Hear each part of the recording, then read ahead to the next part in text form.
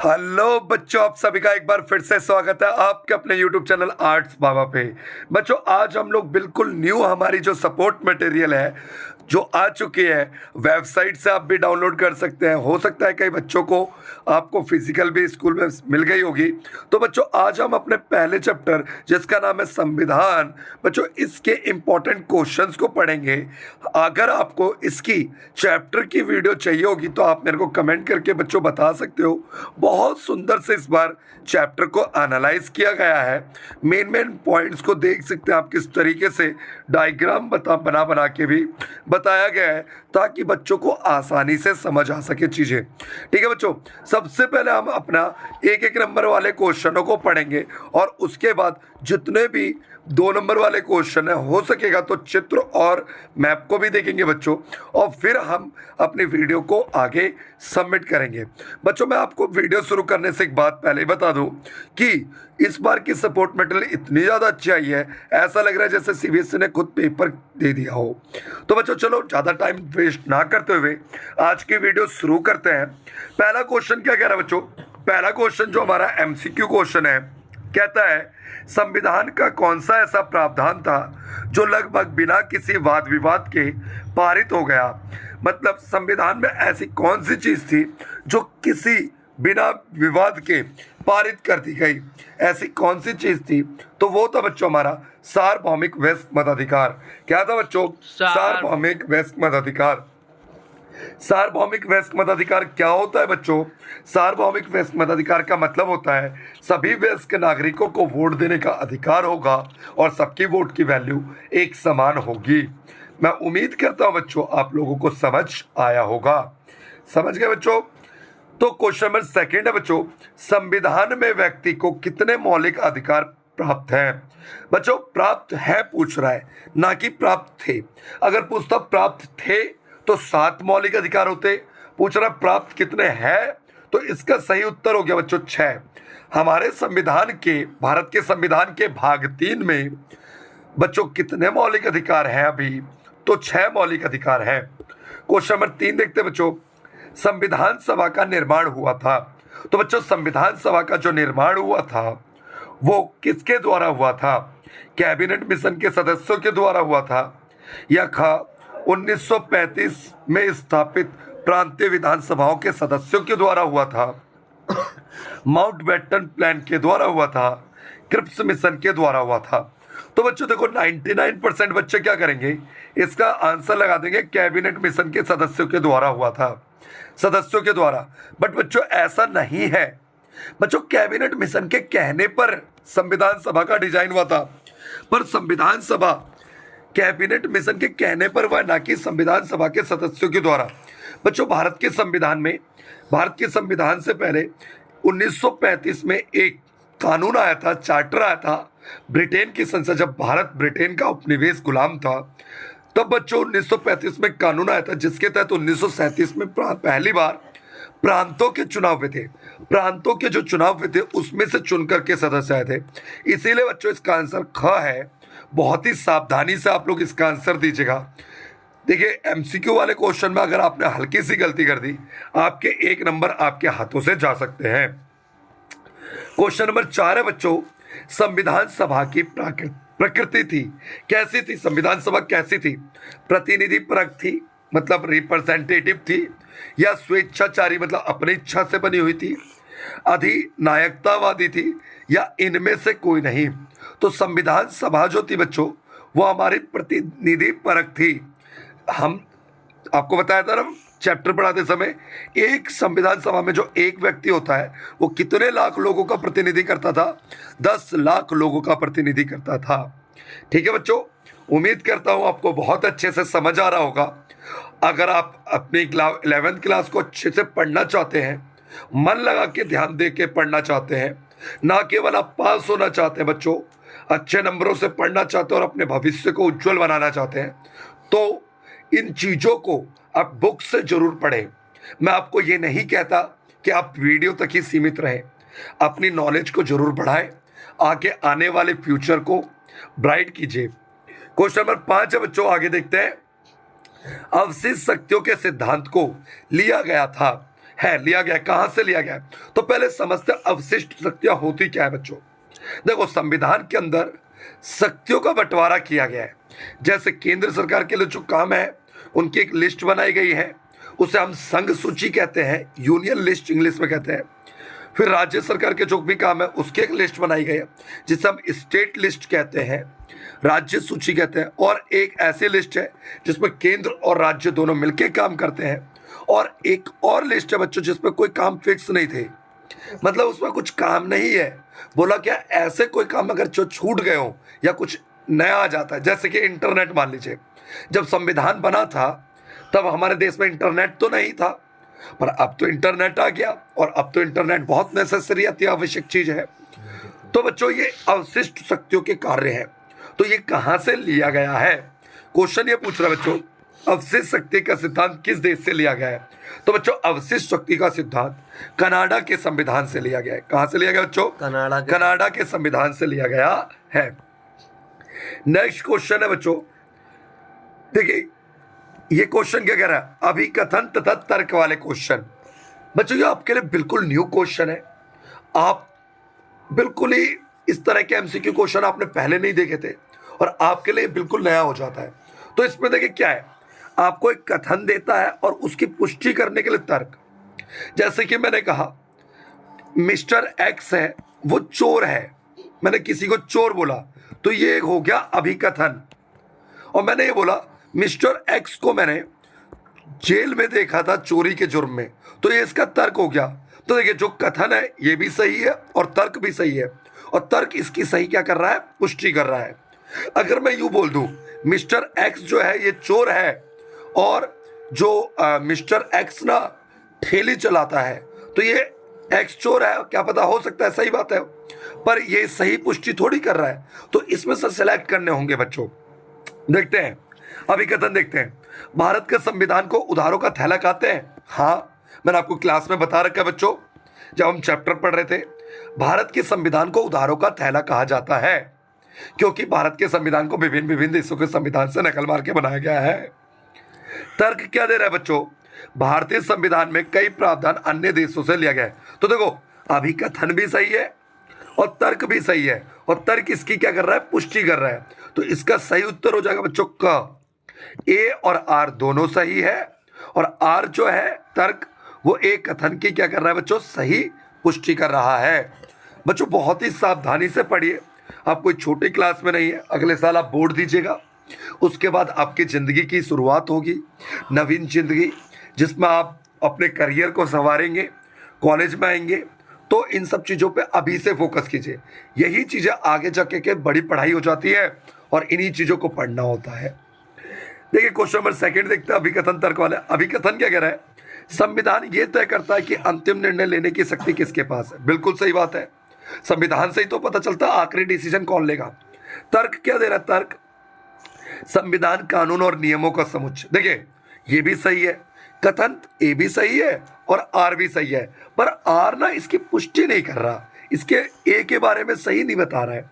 तो इसका सही उत्तर हो जाएगा, दोनों कथन ए और आर सही है लेकिन आर ए की सही व्याख्या नहीं कर रहा, इसलिए बच्चों इसका आंसर हो गया ख। ठीक है बच्चों, उम्मीद करता हूं आप लोगों को समझ आ रहा होगा। अगला क्वेश्चन है बच्चों, 1 नंबर का एमसीक्यू क्वेश्चन है। बच्चों पहला क्वेश्चन क्या कह रहा है, भारतीय संविधान सभा के अध्यक्ष थे।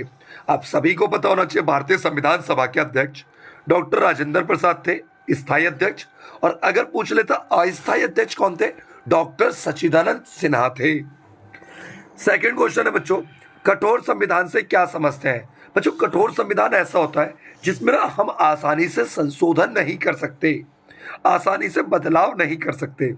जिसमें आसानी से संशोधन हो सकता है तो ये तो गलत हो गया। जनता के निर्णय पर आधारित है, गलत। जिसमें सरलता से संशोधन नहीं किया जा सकता, ये सही है आंसर। तो इसका सही उत्तर हो गया बच्चों सी। क्वेश्चन नंबर 3 है कि क्या कह रहा है बच्चों, अंतिम रूप से पारित भारतीय संविधान सभा पर कितने सदस्यों ने हस्ताक्षर किया। तो बच्चों अंतिम रूप से जो पारित हमारा संविधान था उस पर 284 सदस्यों ने हस्ताक्षर किए थे। बच्चों एक चीज और देखिए, जब आप पढ़ रहे होते हो ना, देखो पढ़ाई में कभी मन नहीं लगता। पढ़ाई में अगर मन लग जाए तो पूरी दुनिया पढ़ाकू नहीं हो जाएगी। बच्चों पढ़ाई में कभी मन नहीं लगता, मन लगाना पड़ता है। ठीक है, तो इसीलिए मैं कहता हूं कि वीडियो को एंड तक देख लेंगे ना आप, वैसे ही बच्चों आप विद्वान हो जाएंगे। ठीक है, इसीलिए मैं कहता हूं कुछ रास्ता लिख देगा, कुछ रास्ता लिख देगा, कुछ मैं लिख दूंगा, तुम लिखते जाओ मुश्किल, मैं मंजिल लिख दूंगा। बच्चों, इसका मतलब ये हुआ कुछ मेहनत मैं करता हूं, कुछ मेहनत तुम करो, आओ मिलकर आप अपना भविष्य संवारो और हम अपना भविष्य संवारेंगे। तो मिलकर के बच्चों अपनी सफलता लेंगे। ठीक है, आगे चलिए, मन लगा के रखिए, अपना पूरा ध्यान लगा के रखिए। ठीक है, मन को टूटने ना दें। क्वेश्चन नंबर 4 क्या कह रहा है बच्चों? भारतीय संविधान में वर्तमान में कितनी अनुसूचियां हैं? भारतीय संविधान में अभी पूछ रहा है अनुसूची कितनी है, तो बच्चों अभी 12 अनुसूचियां हैं। ठीक है बच्चों, संविधान में अभी कितनी अनुसूचियां? 12 अनुसूचियां। क्वेश्चन नंबर 5 है बच्चों, मौलिक अधिकारों का प्रावधान किस देश के संविधान से लिया गया है? तो बच्चों ये अमेरिका के संविधान से लिया गया है। कहां से लिया गया बच्चों? अमेरिका के संविधान से। बहुत इंपॉर्टेंट क्वेश्चन आ गया और भी आगे बच्चों, रिक्त स्थानों की पूर्ति करें। बहुत बचपन में खेला है हमने, फिलिंग द ब्लैंक्स, खाली स्थान भरो, है ना? तो चलिए खाली स्थानों को देखते हैं बच्चों, रिक्त स्थानों को। क्वेश्चन नंबर 6 क्या कह रहा है? क्रिप्स मिशन डैश वर्ष में भारत आया था। बच्चों देखो, क्रिप्स मिशन जो है ना 1942 मार्च 1942 में आया था। ठीक है, 1942 में आया था। क्रिप्स मिशन विफल हो गया था। क्रिप्स मिशन क्या हो गया था बच्चों? विफल। ठीक है, क्वेश्चन नंबर 7 है, सोवियत संघ के संविधान के निर्माण निर्णय का अधिकार डैश दिया गया। सोवियत संघ बच्चों आपको क्लास 12 के पहले चैप्टर में मैं पढ़ाऊंगा। सोवियत संघ एक देश हुआ करता था, 15 देशों को मिलकर बना था बच्चों। सोवियत संघ 1917 से 1991 तक रहा था। सोवियत संघ जो देश है उसमें संविधान निर्माण का अधिकार किसे दिया गया था? तो बच्चों कम्युनिस्ट पार्टी को दिया गया था। किसको दिया गया था बच्चों? कम्युनिस्ट पार्टी को दिया गया था। क्वेश्चन नंबर 8 है बच्चों, संविधान सभा का निर्वाचन डैश द्वारा किया गया था। तो संविधान सभा का जो चुनाव था ना वो इनडायरेक्टली, अप्रत्यक्ष रूप से किया गया था। इनडायरेक्ट इलेक्टोरियल सिस्टम के द्वारा, अप्रत्यक्ष निर्वाचन प्रणाली के द्वारा, जनता ने सीधा वोट नहीं दिया था। ठीक है, क्वेश्चन नंबर 9 है बच्चों, संविधान का उद्देश्य का प्रस्तावना डैश ने संविधान सभा में प्रस्तुत किया था। बच्चों संविधान उद्देश्य का प्रस्तावना आप जानते होंगे बच्चों, उद्देश्य का प्रस्तावना किसे कहते हैं? संविधान का पहला पन्ना होता है ना, आपके सपोर्ट मटेरियल के बुक में भी पहले लिखा होता है, हम भारत के लोग भारत को एक संप्रभु संपन्न समाजवादी पंथ निरपेक्ष लोकतंत्रात्मक गणराज्य बनाने के लिए तथा उनके समस्त नागरिकों को सामाजिक आर्थिक राजनीतिक न्याय विचार अभिव्यक्ति विश्वास धर्म और उपासना की स्वतंत्रता प्रतिष्ठा और अवसर की समानता प्राप्त कराने के लिए तथा उन सब में व्यक्ति की गरिमा राष्ट्र की एकता और अखंडता सुनिश्चित करने वाली बंधुत्वता को बढ़ाने के लिए दृढ़ संकल्प होकर के अपनी इस संविधान सभा में आज तारीख 26 नवंबर 1949 को समर्पित अंगीकृत अधिनियमित आत्मार्पित करते। कुछ ऐसा लिखा होता है। तो ये जो उद्देश्य का प्रस्तावना है किसने तैयार करी थी बच्चों? पंडित जवाहरलाल नेहरू ने तैयार करी थी और संविधान सभा के सामने प्रस्तुत करी थी संविधान की 3री बैठक में। अच्छा पहले इसी लगे, चलो आप लोग मुझे बताओ संविधान सभा की पहली बैठक कब लगी थी? कमेंट भर दो, कमेंट बॉक्स में भर दो। सच्चे दिल से आप इस वीडियो को देख रहे हैं, ठीक है? मैं आपको माँ कसम थोड़ी दे रहा हूँ कहीं आपको मैं माँ कसम दे रहा हूँ। आप अपने सच्चे दिल से आंसर बताइए, ठीक है? क्वेश्चन नंबर 10 क्या कह रहा है बच्चों? भारतीय संविधान डैश को अंगीकृत अधिनियमित आत्मार्पित किया गया था। मतलब भारत का संविधान बन के कब तैयार हुआ था? सिंपल भाषा बोलना भाई, पेपर में इतना हार्ड भाषा बोल देता है, हमें ऊपर से चले आता है। 26 नवंबर 1949 को हमारा संविधान बन के तैयार हुआ था, ठीक है बच्चों? तो यहाँ तक उम्मीद करता हूँ समझ आ रहा होगा और आप लोग मन लगा के देख भी रहे होंगे। अगला क्वेश्चन क्या कह रहा है? सही जो कथन लिखे हुए हैं इनको सही करके लिखना है। क्वेश्चन नंबर 11 क्या है? समाज के सदस्यों में न्यूनतम समन्वय और विकास स्थापित करना संविधान सभा का कार्य। तो बच्चों यहाँ से सभा हट जाएगा, बस संविधान का कार्य आ जाएगा, ठीक है? समाज के लोगों के बीच में न्यूनतम समन्वय और विकास का जो काम है वो संविधान करता है। क्वेश्चन नंबर 12 है बच्चों, मौलिक अधिकारों का प्रावधान ग्रेट ब्रिटेन से लिया गया था। तो बच्चों यहाँ से ये हट जाएगा, ग्रेट ब्रिटेन की जगह आ जाएगा अमेरिका।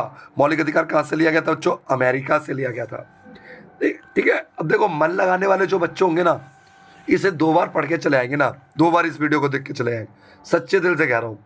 बट्टे में से बट्टा नहीं, बट्टे में से बट्टा ला पाएंगे ना तो अच्छे नंबरों से पास होंगे। ठीक है, ये मन ही नहीं लगता। 10 जगह तो मन लगाते हैं। अभी वीडियो देख रहे होंगे, आधी वीडियो से उठ के चले आएंगे, इंस्टाग्राम पे रील देखेंगे, कभी फेसबुक पे कुछ वीडियोस देख रहे हैं। मन लगा के बच्चों बैठो। पहले आप बैठना तो सीखो 3 घंटे। आप एग्जामिनेशन हॉल में 3 घंटे कैसे बैठोगे? आपका तो मन रहेगा फिर 15 सेकंड वाले रील्स को देखने के लिए, है ना? तो वही चीजें हैं, पढ़ाई के लिए मन लगानी पड़ती है। चले, अब याद और कथन सही है या गलत है बताएं आप। चलो, क्वेश्चन नंबर 13, भारतीय संविधान में सर्वाधिक मत के आधार पर चुनाव का जीत का फैसला होता है। तो देखो बाबू, भारत के संविधान में सबसे ज्यादा ये बोला गया है, जिसको सबसे ज्यादा वोट मिल गया वही विजेता। तो ये कथन सत्य है, ठीक है बच्चों, है ना? मैंने आपको बता नहीं रखा कि भैया सर्वाधिक वोटों से जीत प्रणाली अपनाई हमने। क्वेश्चन नंबर 14 क्या कह रहा है? कानून के शासन का मतलब ये होता है कि सभी व्यक्ति कानून की नजरों में समान है तथा कानून सभी के लिए समान रूप से लागू नहीं होगा। तो बच्चों ये कथन गलत है। सारी लाइन सही बोली, इसने लास्ट में नहीं लगा दिया ना, ये गलत है। सबका बराबर होता है। भारतीय संविधान सभा का निर्माण माउंटबेटन योजना के फलस्वरूप होता। गलत, माउंटबेटन योजना के थोड़ी होता। भारत के संविधान का निर्माण तो बच्चों कैबिनेट मिशन के कहने पर हुआ था। क्वेश्चन नंबर 16 क्या कह रहा है बच्चों? क्वेश्चन नंबर 16 भी बहुत ही ज्यादा अच्छा इंपॉर्टेंट क्वेश्चन है। भारतीय संविधान सभा प्रतिनिधि परक नहीं थी। गलत, प्रतिनिधि परक थी बड़े भाई। कैसे प्रतिनिधि परक थी? तो आपको पता नहीं है क्या? प्रतिनिधि परक थी भाई, एक व्यक्ति कितने लाख लोगों का प्रतिनिधि करता था? 10 लाख लोगों का प्रतिनिधि करता था। कितने बार बताऊंगा मैं आप लोगों को, बताइए, ऐसा थोड़ी होता है। क्वेश्चन नंबर 17, संविधान की प्रस्तावना से क्या अभिप्राय? तो बच्चों संविधान की प्रस्तावना क्या है? ये वही है बच्चों, प्रस्तावना उद्देशिका को कहते हैं। इसी को संविधान का आईना कहते हैं, इसे संविधान का परिचय पत्र कहते हैं। बच्चों संविधान की प्रस्तावना क्या है? तीसरी बैठक में नेहरू जी ने संविधान सभा के सामने प्रस्तुत किया था, ठीक है? तो प्रस्तावना क्या है? संविधान का परिचय पत्र है। संविधान की प्रस्तावना में संविधान में लोकतांत्रिक आदर्शों मूल्यों को समाहित किया गया है। क्वेश्चन नंबर 18 है बच्चों, क्रिप्स मिशन ने भारतीय संविधान के संदर्भ में क्या कहा था? क्रिप्स मिशन ने कहा था बच्चों कि जो भारत का संविधान है ना, वो भारतीयों के द्वारा ही बनाया जाएगा। संविधान जो है, संविधान का निर्माण भारतीय लोगों के द्वारा ही किया जाएगा। क्वेश्चन नंबर 19 है, हमारा संविधान किसके प्रति प्रतिबद्ध है? तो देखो बच्चों, उद्देशिका में जो मूल्य लिखे हुए हैं, लोकतांत्रिक, धर्मनिरपेक्ष, समाजवाद, बंधुत्व, इनके प्रति प्रतिबद्ध है। न्याय, ठीक है। क्वेश्चन नंबर 20 है बच्चों, भारत में राज्य को धर्म के आंतरिक मामलों में हस्तक्षेप करने की आवश्यकता क्यों है? देखो, राज्य जो है, सरकार जो है, धर्म के आंतरिक मामलों में दखलंदाजी क्यों करती है, हस्तक्षेप क्यों करती है? इसलिए करती है ताकि धर्म की क्या कर सके, रक्षा कर सके। Question number 21 very very important, रट्टा मान लीजिए, किस देश के संविधान को शांति का संविधान कहा जाता है? तो बच्चों जापान के संविधान को शांति का संविधान कहा जाता है। क्वेश्चन नंबर 22 है बच्चों, पारस्परिक निषेध का क्या अर्थ है? पारस्परिक निषेध का अर्थ होता है बच्चों, धर्म व राज्य एक दूसरे के अंदरूनी मामले में दखलंदाजी नहीं देंगे, ठीक है? पारस्परिक निषेध, धर्म और राज्य एक दूसरे के अंदरूनी मामलों से क्या रहेंगे, दूर रहेंगे, ठीक है बच्चों? क्वेश्चन नंबर 23 है बच्चों, अनुच्छेद 370A क्या है? तो अनुच्छेद 371A जो है बच्चों, नागालैंड को विशेष राज्य का दर्जा देता है। जैसे जम्मू कश्मीर को देता था ना 370, ठीक है, स्पेशल स्टेट का प्रोविजन जो किया गया था। क्वेश्चन नंबर 24 है बच्चों, किसने 19वीं सदी के शुरुआत के समय में प्रेस की आज़ादी पर प्रतिबंध व विरोध किया था? तो प्रेस की आज़ादी का विरोध किसने किया था? राजा राममोहन राय ने, ठीक है बच्चों? चले, अब बिल्कुल खत्म ही होने वाला क्वेश्चन, ठीक है, चिंता ना करें, बस लास्ट है कि कुछ ही क्वेश्चन रह गए। मोतीलाल नेहरू रिपोर्ट में मताधिकार के बारे में क्या सुझाव दिया गया है? तो मोतीलाल नेहरू रिपोर्ट में बाबू कहा गया है कि भारत के सभी नागरिकों को मौलिक अधिकार मिलना चाहिए। मोतीलाल नेहरू रिपोर्ट जो है 1928 में दी गई थी, जिसमें 10 मौलिक अधिकार शामिल किए गए थे। क्वेश्चन नंबर 26 है बच्चों, भारतीय संविधान सभा के स्थायी अध्यक्ष कौन थे? तो भारतीय संविधान सभा के स्थायी अध्यक्ष डॉक्टर राजेंद्र प्रसाद जी थे, ठीक है? भारत का संविधान को बनाने के लिए कितना समय लगा?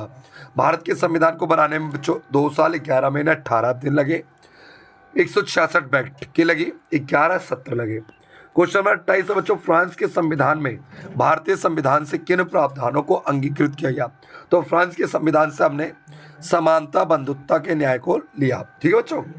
अच्छा, सुमेलित करना है, मैचिंग करना है बच्चों। देखो, ब्रिटेन के संविधान से क्या लिया गया था? तो ब्रिटेन के संविधान से बच्चों कानून का शासन लिया गया था। कनाडा के संविधान से क्या लिया गया था? अवशिष्ट शक्तियों का सिद्धांत लिया गया था। आयरलैंड, वेरी इंपॉर्टेंट आयरलैंड है, नीति निर्देशक सिद्धांत, ये आता है कई बार पेपर में आया हुआ 11th क्लास के। अमेरिका के संविधान से लिया गया मौलिक अधिकार।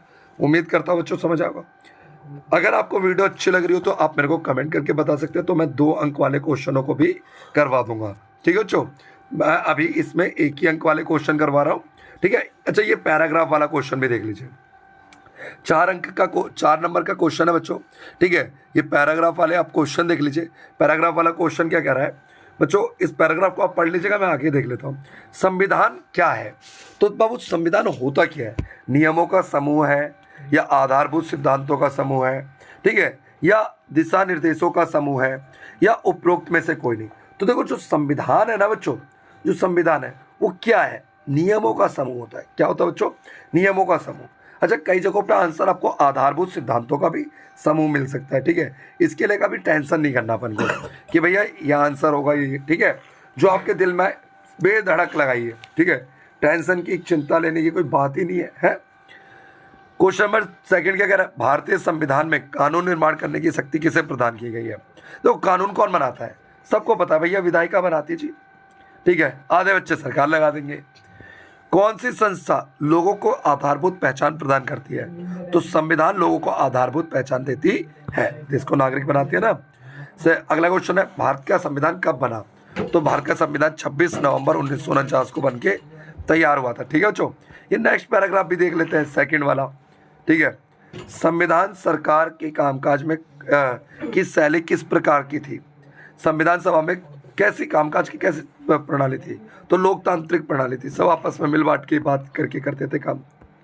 क्या आप मानते हैं कि संविधान सभा सभी वर्गों का प्रतिनिधि करती थी? सभी समुदायों का प्रतिनिधि करती थी? केवल कुछ लोगों का प्रतिनिधि करती थी? समाज के किसी भी वर्ग का प्रतिनिधि? तो इसमें देखिए ए सही है, सभी वर्गों का प्रतिनिधि। तीसरा क्वेश्चन है, संविधान सभा लोकप्रियता का क्या आधार था? संवैधानिक संगठन, संकुचित दृष्टिकोण, सार्वजनिक विश्वसनीयता। देखिए इसका आंसर हो सकता है सी। ठीक है, और कुछ बच्चे इसका ए भी लगा देंगे। ठीक है बच्चों, क्वेश्चन नंबर 4 क्या कह रहा है? संविधान सभा में मतभेद को किस प्रकार से हल किया जाता था? तो विचार विमर्श करके किया जाता था। कैसे किया जाता था? विचार विमर्श। मैं आपके लिए बच्चों कार्टून वाली अलग से सीरीज निकालूंगा, जिसमें हम कार्टून वाले सारे क्वेश्चंस को देखेंगे। इसकी आप टेंशन मत कीजिएगा, कार्टून वाले क्वेश्चंस को हम एक साथ करेंगे। ठीक है, जैसे ये 2 मुंह वाला व्यक्ति कौन है? ये भारत के पहले प्रधानमंत्री पंडित जवाहरलाल नेहरू हैं। पहला क्वेश्चन था इससे, व्यक्ति के दाईं और बाईं ओर बैठे हुए किस किस विचारधारा के लोग हैं? तो देखिए ये धोती कुर्ता पहने वाले जो लोग हैं ये समाजवादी विचारधारा के, कोट पैंट वाले पूंजीवाद विचारधारा के हैं। ठीक है, अगला क्वेश्चन क्या कह रहा है? दोनों विचारधाराओं को संतुलन में रखने के लिए क्या निर्णय लिया गया? ना तो हम पूंजीवादी विचारधारा को अपनाएंगे, ना तो हम समाजवादी, हम दोनों का बीच का मिश्रित अर्थव्यवस्था को अपनाएंगे। बच्चों पूरी वीडियो देखने के लिए आपका बहुत बहुत धन्यवाद। जिन बच्चों ने पूरी वीडियो देखी होगी उनके लिए ये बहुत ही कामदायक वीडियो होगी, और अन्यथा जिन्होंने आधे पे स्किप किया होगा वो अपना क्या लॉस कर रहे होंगे। जिन्होंने पूरी वीडियो देखी है उन्हें ही पता होगा। Thank you for watching Arts Baba. Arts Baba को अपने दोस्तों के साथ शेयर करें, चैनल को अधिक से अधिक। अगर वीडियो अच्छी लग रही है तो शेयर करें, नहीं अच्छी लग रही तो कमेंट करके हमारी गलतियों को जरूर बताएं। Thank you for watching Arts Baba.